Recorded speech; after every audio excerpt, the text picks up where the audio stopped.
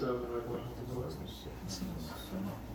بسم الله الرحمن الرحيم. الحمد لله رب العالمين والعاقبة للمتقين، والصلاة والسلام على عبده ورسوله وخليله وأمينه على وحيه نبينا وإمامنا وسيدنا محمد بن عبد الله وعلى آله وأصحابه ومن تبعهم بإحسان إلى يوم الدين. ما بعد.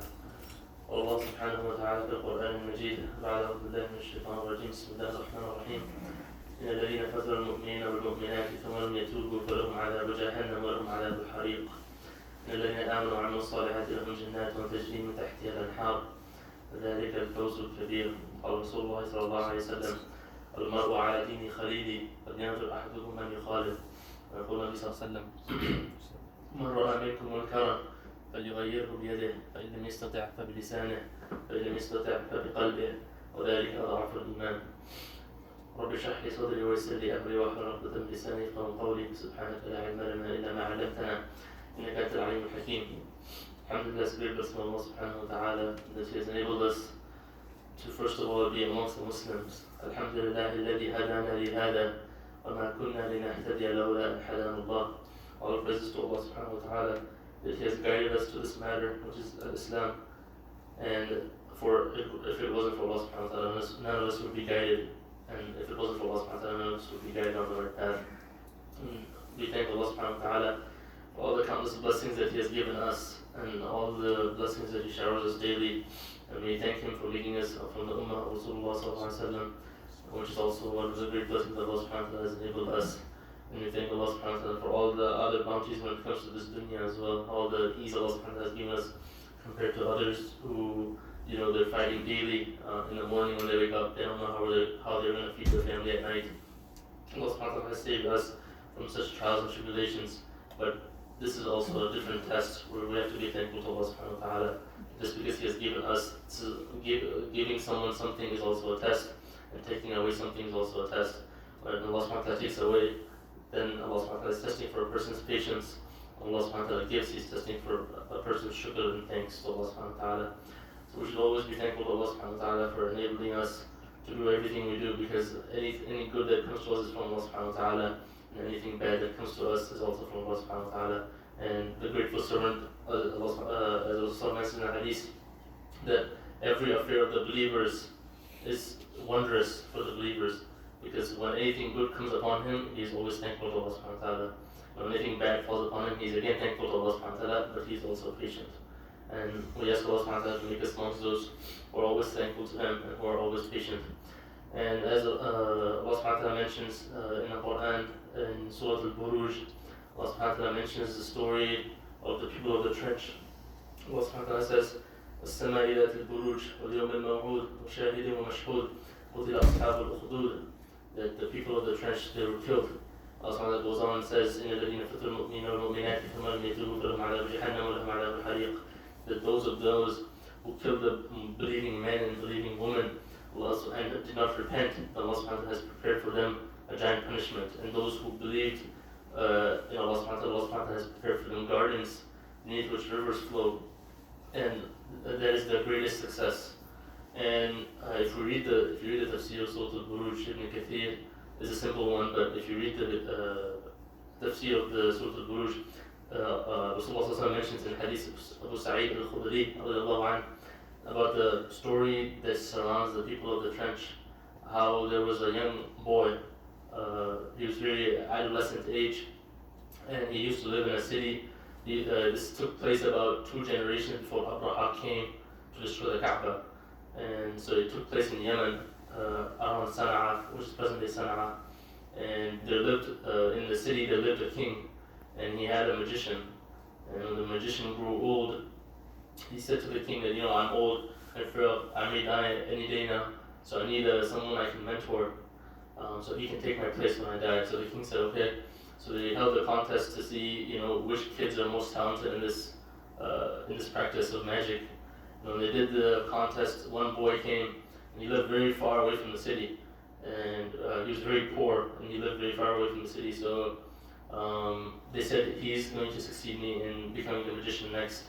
So every day the boy used to leave his town, leave his village, and go to the city to take lessons from the magician so he can replace him. So as he was going one day, he came across a cave on the way where there was sitting a monk, and at that time they used to practice the deen of Isa alayhi salam, and he was reciting something from the Injil. And so the boy was, something came different to him, because in the city when he used to go, the magician used to teach him different tricks to fool the people into thinking that the king is their god. So they used to worship the king. And when he heard the Injil, when the monk was reciting the Injil to him, it was something new to him, because he was mentioning Tawheed of Allah subhanahu wa ta'ala, how only Allah subhanahu wa ta'ala is to be worshipped. He is the one who created the heavens and the earth, the mountains, the rivers, nothing flows besides the will and wish of Allah subhanahu wa ta'ala. And he is greater than everything, the king that he has everything. One day he will breathe his last, and his breath is also, Allah subhanahu wa ta'ala knows when it is, and he cannot delay that for even 1 second.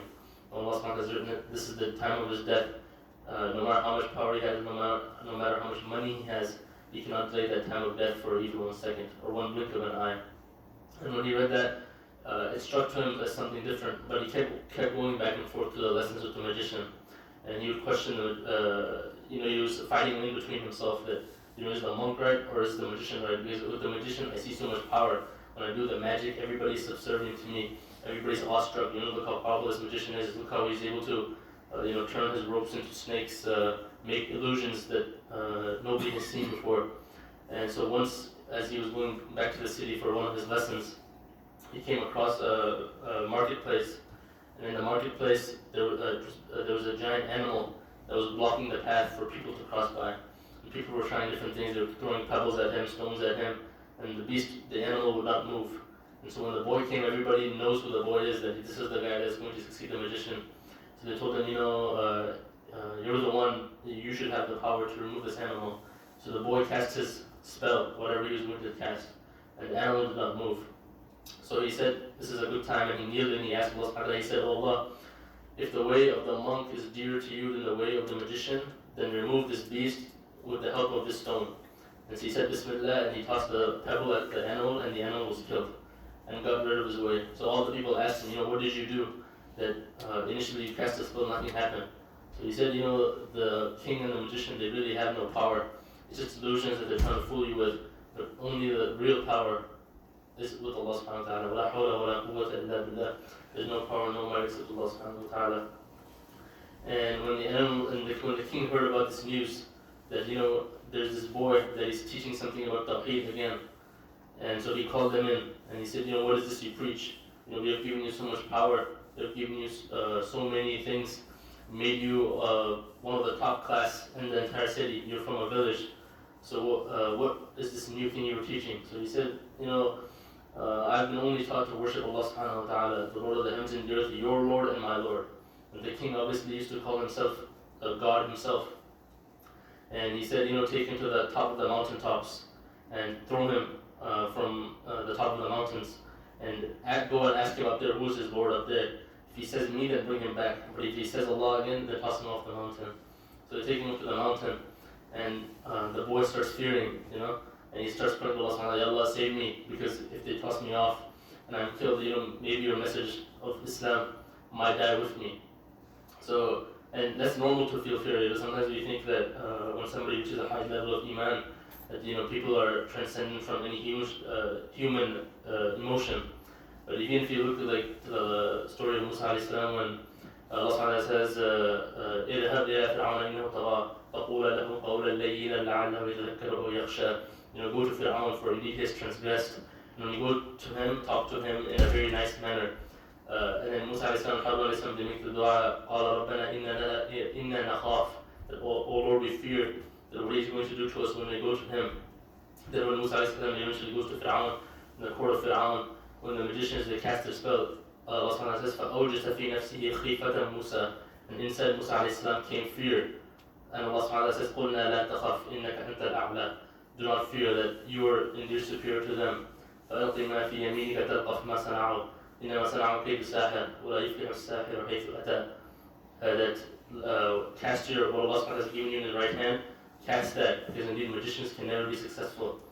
فَأَلْقِيَ السَّحْرَةُ سُجَّدًا قَالُوا آمَنَّا بِرَبِّ هَارُونَ وَمُوسَى, that when Musa alayhi salam threw the stick and it turned into a snake, that the magicians, they prostrated in front.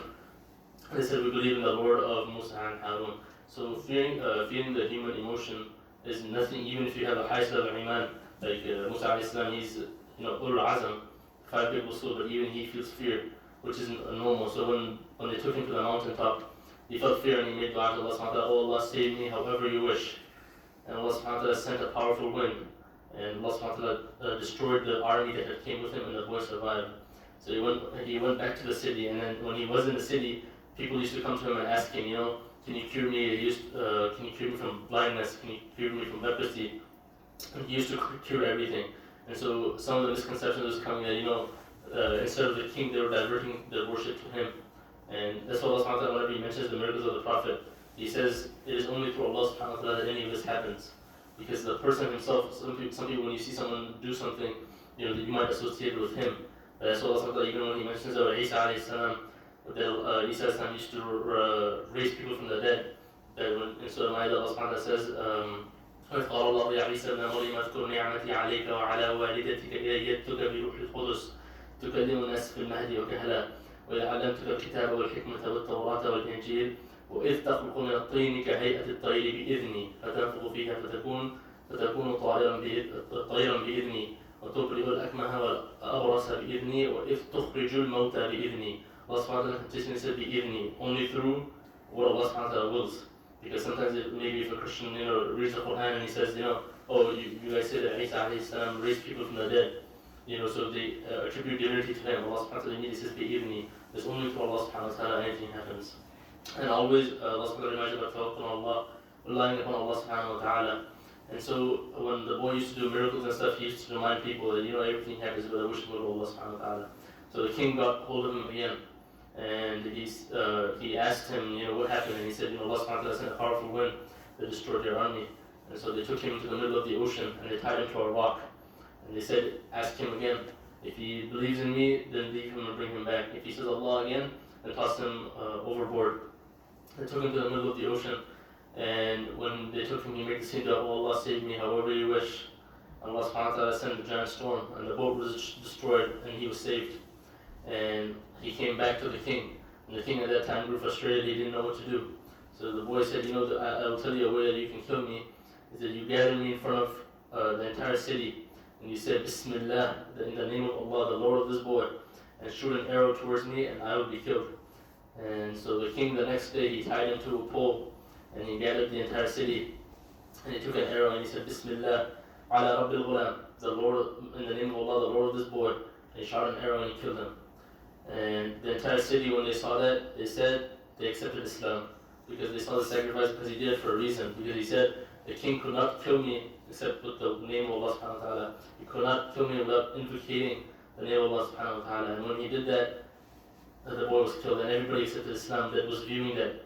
And he did it for a reason, because he wanted to expose everybody to the message of Islam, the message of Tawheed, La ilaha illallah, Muhammad Rasulullah, or not Muhammad Rasulullah then, but Isa alayhi salam, the faith of Isa alayhi salam at the time. And that's why when that happened on the city accepted Islam, that's when the king, he dug trenches around the city and he filled it with fire. And he used to bring people to the edge of the pit, and he used to ask them, do you believe in me as your Lord, or do you believe in Allah? If they would say Allah, they would toss him in the fire. And we know in that story that a young woman comes and she has a baby in her hand, and when she's fearing for her baby's life, the baby speaks. And the Prophet also mentioned that only 3 people have spoken in the cradle: Isa alayhi salam, this boy in this story, and the other one was the maiden of Fir'aun. When she was being killed, the baby spoke up when Fir'aun tossed her baby into the fire. So there's so many lessons we can take out of these stories that, the boy, when he came to the monk used to fear a little bit about what the king would do to him. So his level of iman was less than the level of iman of the boy. That's what the Prophet he said, Man ra'a minkum munkaran falyughayyirhu biyadihi. If you see any evil, try to change it with your hand. فَإِنْ لَمْ يَسْتَطِعْ فَبِلِسَانِهِ فَإِنْ لَمْ يَسْتَطِعْ فَبِقَلْبِهِ. And if you cannot do that even, then just do it with your tongue. And even if your iman is not at that level that you can change it with your tongue, then at least you should feel bad about it in your heart. وَذَلِكَ أَضْعَفُ الْإِيمَانِ. And that is the lowest level of iman. There is no iman beyond that. If someone is not even seeing the sins committed openly, seeing disobedience of Allah subhanahu wa ta'ala committed openly, and he does not warn people against it, then that he has to check his level of iman, that if his iman is still present or not.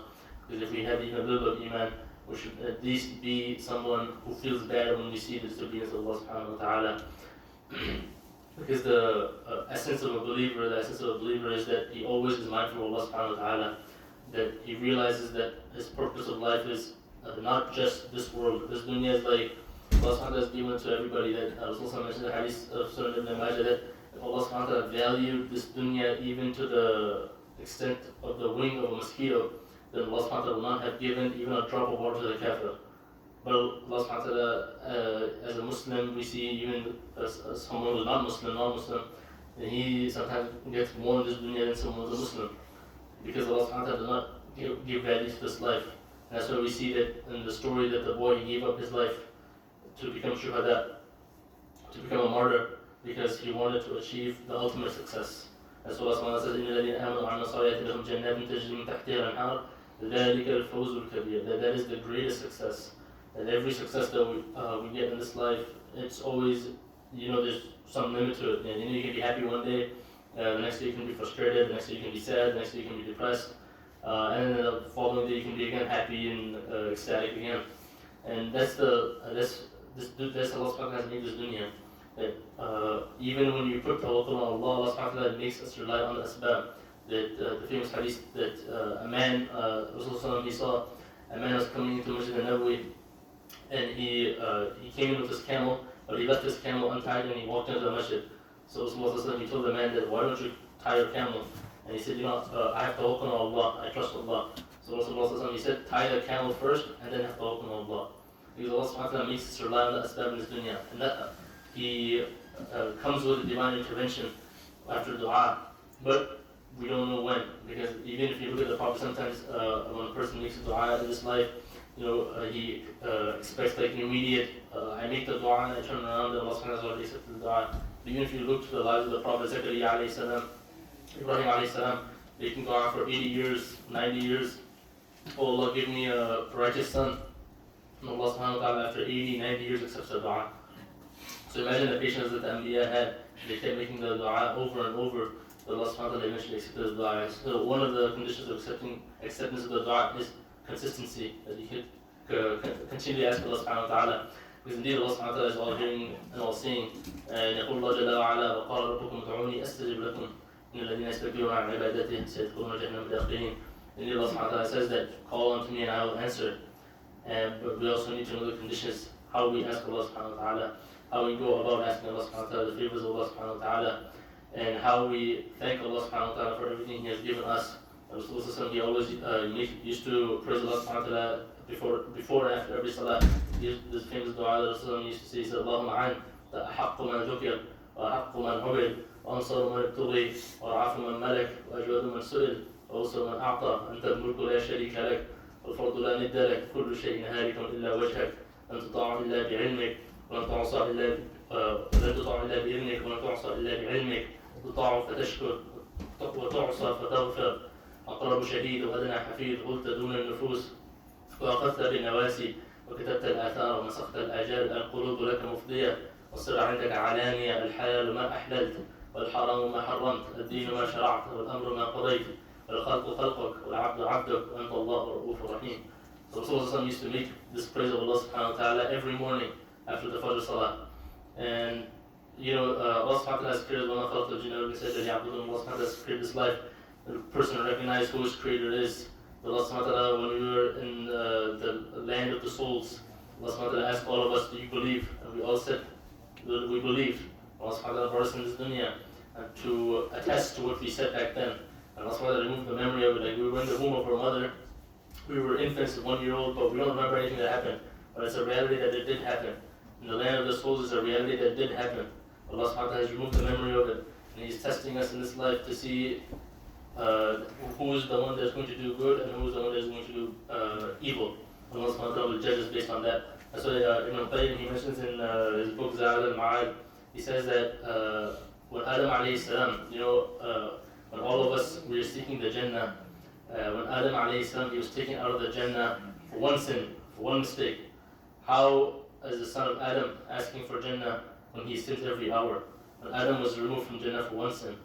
So he said, consistently ask for istighfar and hope for Allah subhanahu wa ta'ala that your death comes when you're in the state of seeking istighfar. Because Allah subhanahu wa ta'ala will remove all your sins then. And you will be like Adam alayhi salam was before he committed the sin and asked Allah subhanahu wa ta'ala for forgiveness. And so we ask Allah subhanahu wa ta'ala, to make us those who consistently seek forgiveness from Him, who consistently thank Him, and we ask Allah subhanahu wa ta'ala that He accepts all our dua, all our supplications, all our worship, because indeed Allah subhanahu wa ta'ala is the one who hears and sees everything. سبحانك اللهم وبحمدك أشهد أن لا إله إلا أنت أستغفرك وأتوب إليك. صلى الله وسلم وبارك على نبينا محمد وعلى آله وصحبه أجمعين. Those who came late, they can pray this one as well.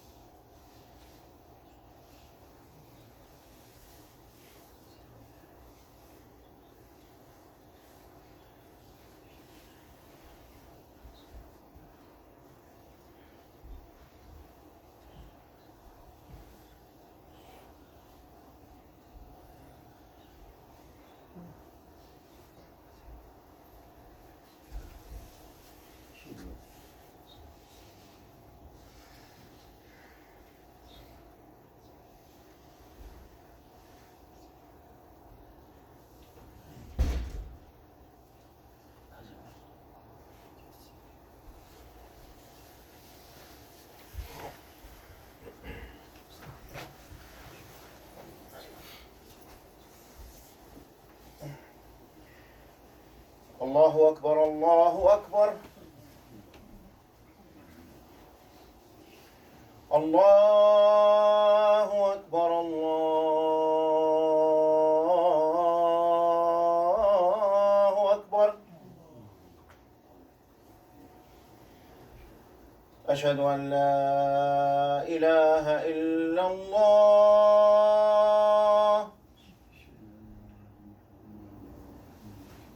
أشهد أن لا إله إلا الله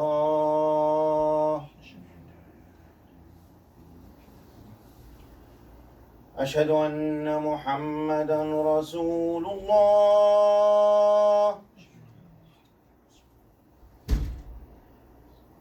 أشهد أن محمدًا رسول الله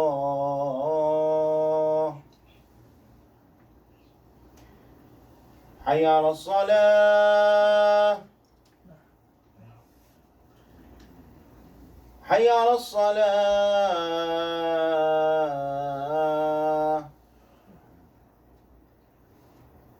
حي على الفلاح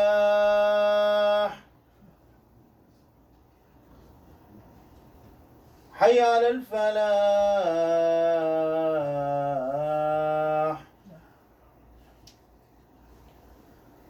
الله أكبر الله أكبر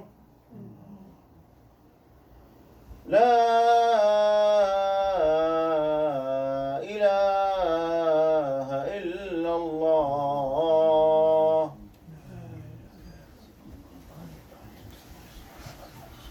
الحمد لله نحمده ونستعينه ونستغفره ونؤمن به ونتوكل عليه. أعوذ بالله من شرور أنفسنا ومن سيئات أعمالنا، من يهدي الله فلا مضل له ومن يضلل فلا هادي له، وأشهد أن لا إله إلا الله وحده لا شريك له، لا مشير له، لا وزير له، لا صاحب له، لا ولد له، ونشهد أن سيدنا ونبينا وحبيبنا وشفيعنا محمدا عبده ورسوله، أرسله بالحق بشيرا ونذيرا وداعيا إلى الله بإذنه وسراجا منيرا. أما بعد، فإن أصدق الحديث كتاب الله، وخير الهدي هدي محمد صلى الله عليه وسلم، وشر الأمور محدثاتها، وكل محدثة بدعة، وكل بدعة ضلالة، وكل ضلالة في النار. قال الله سبحانه وتعالى في القرآن المجيد بعد أعوذ بالله من الشيطان الرجيم: بسم الله الرحمن الرحيم. يا أيها الناس إنا خلقناكم من ذكر وأنثى وجعلناكم شعوبا وقبائل لتعارفوا إن أكرمكم عند الله أتقاكم إن الله على كل شيء قدير. وقال الله جل وعلا: أنا عند ظن عبدي بي وأنا معه إذا ذكرني. وقال الله جل وعلا: وقال ربكم ادعوني أستجب لكم إن الذين يستكبرون عن عبادته سيدخلون جهنم داخرين. قال رسول الله صلى الله عليه وسلم: المرء على دين خليله فلينظر أحدكم من يخالل. وعن أبي سعيد الخدري رضي الله عنه قال: سمعت النبي صلى الله عليه وسلم قال: من رأى منكم منكرا فليغيره بيده، فإن لم يستطع فبلسانه، فإن لم يستطع فبقلبه، وذلك أضعف الإيمان.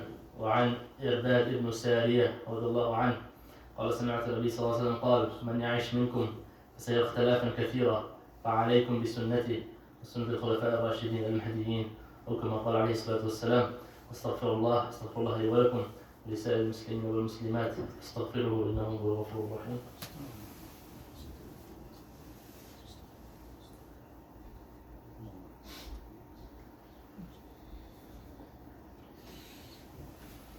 الحمد لله حمدا كثيرا طيبا مباركا فيه، إن الله وملائكته يصلون على النبي يا أيها الذين آمنوا صلوا عليه وسلموا تسليما. اللهم صل على محمد وعلى آل محمد كما صليت على إبراهيم وعلى آل إبراهيم إنك حميد مجيد. اللهم بارك على محمد وعلى آل محمد كما باركت على إبراهيم وعلى آل إبراهيم إنك حميد مجيد. قال رسول الله صلى الله عليه وسلم: أرحم أمتي بأمة أبو بكر، وأشدهم في دين الله عمر، وأصدقهم حياء عثمان، وأقضاهم علي، وفاطمة سيدة النساء أهل الجنة، والحسن والحسين سيد الشباب أهل الجنة، والحمزة أسد الله أسد رسوله.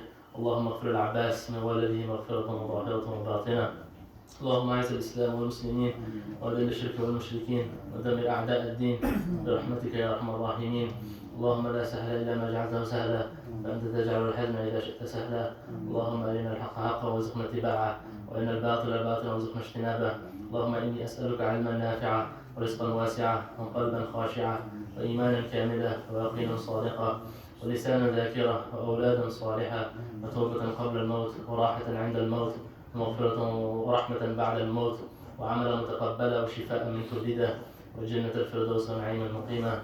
ربنا تقبل منا إنك أنت السميع العليم، وتب علينا إنك أنت التواب الرحيم. وصلى الله وسلم وبارك على نبينا محمد وعلى آله وصحبه أجمعين. عباد الله، إن الله يأمر بالعدل والإحسان وإيتاء ذي القربى وينهى عن الفحشاء والمنكر والبغي يعظكم لعلكم تذكرون. فاذكروني أذكركم واشكروا لي ولا تكفرون. أقيموا الصلاة. الله أكبر الله أكبر. أشهد أن لا إله إلا الله أشهد أن لا إله إلا الله أشهد أن محمدا رسول الله أشهد أن محمدا رسول الله. حي على الصلاة حي على الصلاة حي على الفلاح حي على الفلاح. قد قامت الصلاة قد قامت الصلاة. الله أكبر الله أكبر. لا إله إلا الله. استووا واعتدلوا واستقيموا ورحمة الله. الله أكبر.